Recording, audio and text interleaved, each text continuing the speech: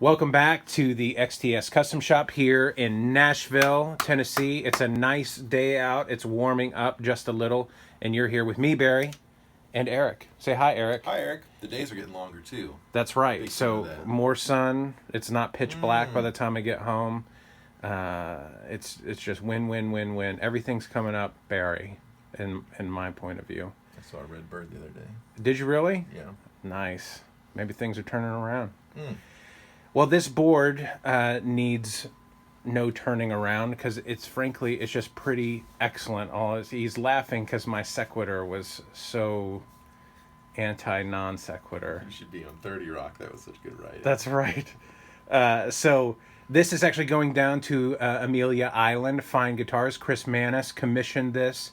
If you have not been down to that shop, get down there because they have the creme de la creme of all guitar stuff, and this board is going to be added to it. So, Eric, would you do us the kindness of walking us through this board from stem to stern? Sure. It starts over here. Just a little interface, really simple. Okay. Just in, out. Got Nothing fancy. And then we have a couple fuzz pedals here. An Octaland fuzz thing from a lot of, what's his name, Davies? Jesse Davies? Jesse Davies. A lot of representation from him on here.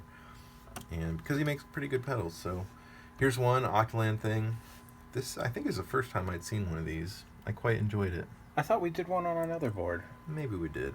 I don't recall. All this stuff's great. But regardless, that's cool. Special fuzz here. Special. I believe this was made just for, or with, Chris down there. Okay. By Shinai. I thought that was what it was. That name right there. Yeah. As indicated by the... Although I could be wrong because it says Honey Co. Limited down here. Who knows? They're getting their foot that's switches. where it says, yeah. They're getting their foot switches from there. That's what made me think it was the Shin company. So you guys can dig into that and let us know down there in the comments what's up with that. Either way, cool. And if you aren't powering it, it's got a little click power on off. But we are powering it in a special way. We'll get to that later. We are powering it in a special way. Then there is this pedal pawn. Texas Twang. Which is a booster-ish thing. Pretty fun. Very cool. You know what? I was wrong. It starts with this vibe, actually. This is number one. Another Shinai piece. Yeah. Then fuzzes. Mm-hmm. Then the pedal pawn. Got it. Then sort of more straight ahead pedals that are less finicky because the Peterson has a very good buffer in it that we're taking advantage of. So let's talk about real briefly because there's a lot of comment on the interwebs about buffers and should they go before fuzzes or should they not go before fuzzes, and I think in general people poo-poo the uses before fuzzes and with good reason. So why don't you tell the folks from a player's perspective why you don't want to, or what's the sonic difference in running a buffer before a fuzz? It really depends. Mm-hmm. I think fuzz faces sound cooler when there's a buffer in front of them.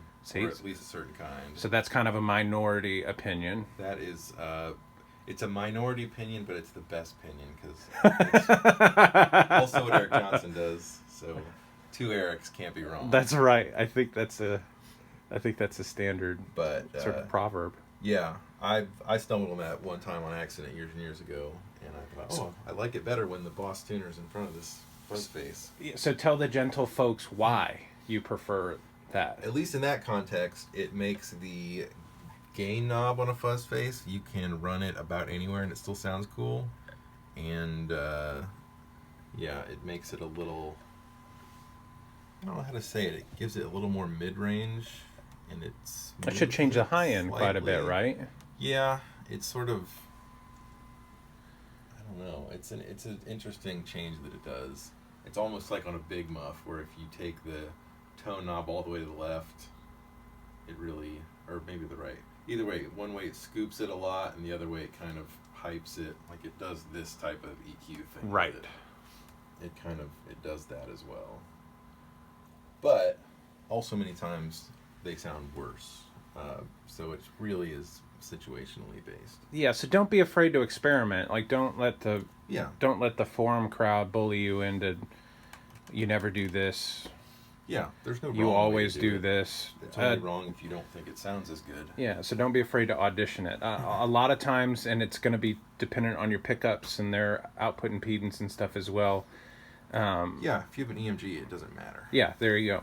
So fuzzes can get, because some fuzz front ends load pickups way more than others do. You're going to get a bigger difference between, if there's a buffer between the instrument and the fuzz, than others. But like we're just saying, don't be afraid to try something else. You can rest assured. Eric is an excellent guitar player, and almost always sounds good. His only foible is his overuse of the auto wah. I love filters. And in the growler. That's the only thing you can hold against him, the Line 6 growler. But just try it and see. So, but for this board, Chris decided he wanted the buffer and kind of that traditional post. If you love the way your guitar interacts with fuzzes when they're the only thing in the chain, then put the buffer after. Yes. So that gets us, that's a long way around to get us to the tuner. What happens after that? After the tuner is a dualist. Great pedal. Cool. This thing, which I'd never seen before, but it looks fantastic. Look at this enclosure, guys. All my machining nerds. We marveled at it. At there. It's just That's just a beauty. Look at the chamfer here. It's money in the bank. Little recessed spots for the nuts of the jacks back here. Oh yeah, and then I think there's a switch. Like there's another plate right here. There is. That's been printed. It's glorious. Never seen one of these before. That's a beautiful box. Yeah. Does it sound good? It does sound good. Well, good. After this, then, is a delay pedal. Great. Really good sounding delay pedal. Excellent. Little tap, some switches and things. Awesome. Milkman pedal. Milkman. We blew this. Yeah, I totally blew it last time. Last time we had one of these, we misattributed this pedal. Yeah. This is a Milkman pedal. Say it again with me. It's a Milkman. Milkman. I feel like I'm going to blame the symbol. It looks at least kind of like something that I think I saw on a Keeley pedal. So or something one time I saw yeah. in my last almost 40 years. Irregardless, I was wrong. There you go. To call it a Keeley pedal in a previous rig walkthrough. What we weren't wrong about is that it sounds really good. Yeah, I was right about everything except the name of it. Yeah. It's a very cool sounding pedal. So, sorry, Milkman. Thank you for making a very cool sounding pedal. Yeah. That's the end, isn't it? Pretty much. It's powered by a one-spot power supply, and that's all. Yeah, well, what he's covered up here is these as yet technically unreleased battery boxes, and you guys are going to be hearing more about these. The kind of the killer feature on these is that it works kind of like a reverse UPS. So you run on the battery until the battery's dead, and you can adjust when you want to call the battery dead, and when the battery dies, it automatically kicks over to a battery simulator, so that if it should die while you're on a gig, you don't even need to reach down and swap out the battery. It just automatically covers your rear end, and then you can put a new battery in at your leisure.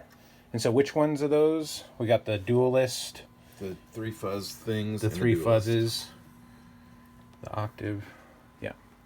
So you guys are gonna see more about those. You can always email us.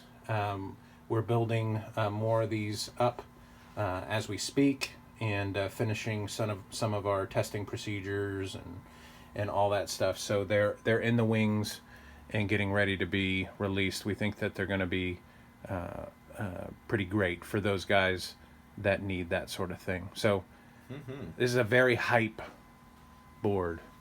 It's There's lots of really great stuff on this board. So head on down to Amelia Island and check this board and these pedals out and the rest of the stuff that Mr. Manis has down there.